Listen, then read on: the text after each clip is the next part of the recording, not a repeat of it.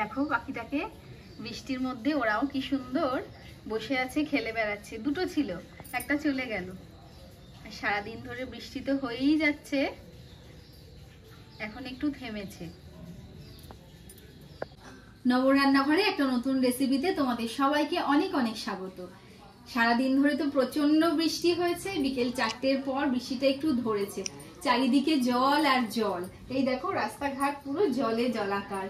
তাই ভাবলাম এই সন্ধেবেলায় একটা মুখরোচক কিছু যদি বর্ষার মতন করা যায়, যেটা মুড়ি দিয়ে খাওয়া যাবে, তো বাড়ির সবাইকে বলতেও আমার মনের সাথে মিল হয়ে গেল, তো সেটাই বানাতে চলে এলাম। আর যেটা বানাবো তোমাদের সাথে শেয়ার করবো না তা কি কখনো হয়? তো চলো রান্না করতে করতেই কথা বলি। আজকে অন্য রান্নাঘরে রান্না করছি, কারণ প্রচন্ড বৃষ্টি হচ্ছে, সারা রাত বৃষ্টি হয়েছে, তো আমাদের ওপাশে রান্নাঘরে জল ঢুকে গেছে।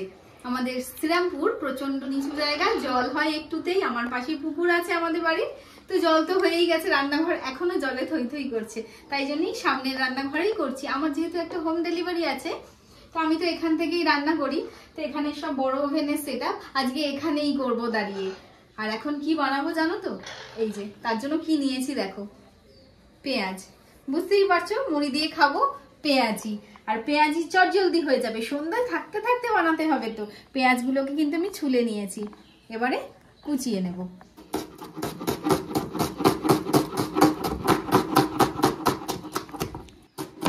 পেঁয়াজগুলো যতটা সম্ভব একদম ঝিরিঝিরি করে কিন্তু কুচিয়ে নিতে হবে।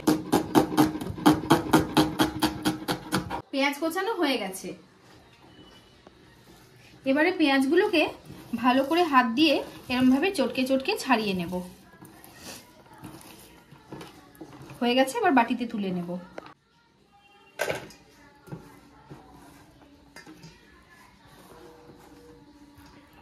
এবারে বেশ অনেকটা কাঁচা লঙ্কা কুচিয়ে দেব।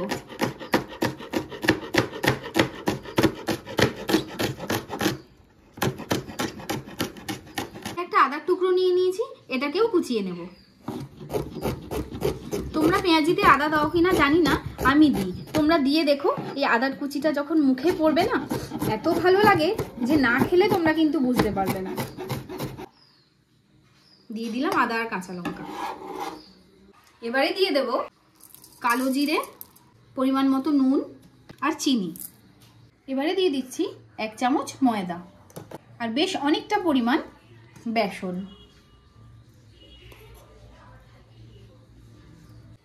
এর মধ্যে দিয়ে দিচ্ছি খানিকটা সরষের তেল। এবারে ভালো করে হাত দিয়ে পেঁয়াজের সাথে বেসন চটকে চটকে মেখে নেব। জল দেব না, পেঁয়াজ থেকেই জল বেরোবে। পেঁয়াজ বেসনের সাথে আমি ভালোভাবে মেখে নিয়েছি। এবারে এর মধ্যে একটা টুইস্ট আছে, এর মধ্যে এবার দিয়ে দেব একটা ডিম। ভালো করে মেখে নিচ্ছি। তোমরা ভাববে যে পেঁয়াজিতে আবার কেউ ডিম দেয় নাকি? একবার আমার কথা মতো দিয়ে দেখো, এত ভালো লাগবে যে কি বলবো। যারা ডিম খাও না তারা তো অবশ্যই ডিমটাকে অ্যাভয়েড করবে, আদারওয়াইজ ডিমটা দিয়ে দেখো। পেঁয়াজি কিন্তু একদম সুন্দর করে মেখে নিয়েছি, কোনো জল জলে ভাব নেই। দেখেছো, এই যে মেখেছি, স্টিকি স্টিকি ভাব, হাতে লেগে লেগে যাচ্ছে। ঠিক এইভাবে করেই মাখবে। কড়াই বসিয়ে দিয়েছি, তেলও দিয়ে দিয়েছি। তেলটা একটু গরম হলে পেঁয়াজিগুলো কিন্তু ছাড়বো। তেল গরম হয়ে গেছে, এবার একটা একটা পেঁয়াজি ছেড়ে দেবো।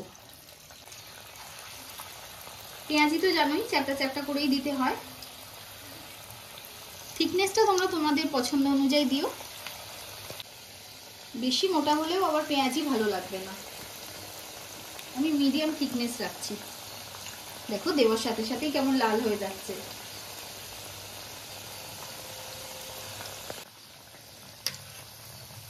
পেঁয়াজিগুলো উল্টে নিচ্ছি। উল্টানোর পর একটু এরকম প্রেস করে দেব। যদি মাঝখানটা মোটা থেকেও থাকে তাহলে ওটা ফ্ল্যাট হয়ে যাবে।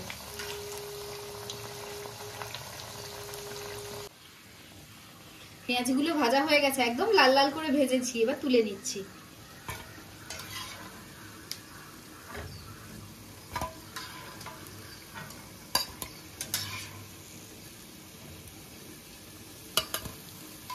চাও কিন্তু রেডি। দেখলে তো কত তাড়াতাড়ি পেঁয়াজি ভাজা হয়ে গেল।